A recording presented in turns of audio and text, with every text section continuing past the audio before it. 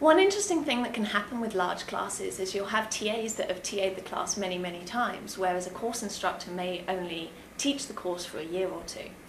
And what this means is the TAs can have more experience and they have more knowledge about how the class works. So to me, a great thing for a course instructor to be is open to suggestions by the TAs. They may have seen policies that had been run before that don't work anymore, or they may be worried about an aspect of the class and want to change something. And one thing that my department was great about was I was really upset about how many students were falling through the cracks. We had 1,000 students in a single lecture section, no tutorials, no interaction with any teaching team. And we would always just spend all of our hours dealing with emails from students where something went wrong, and then we then had to help them fix it.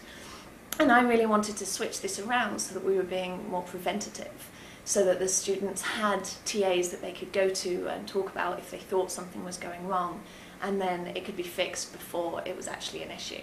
So we actually worked together and put in tutorial sections into the class, and we now have, I think, 45 tutorial sections across 1,300 students. And then they only get 1 hour a week, but in a smaller group. They get to know one member of the teaching team, and then if anything does go wrong, they just go straight to them and things can be dealt with very efficiently. This also had the added advantage that it improved the jobs for the TAs greatly.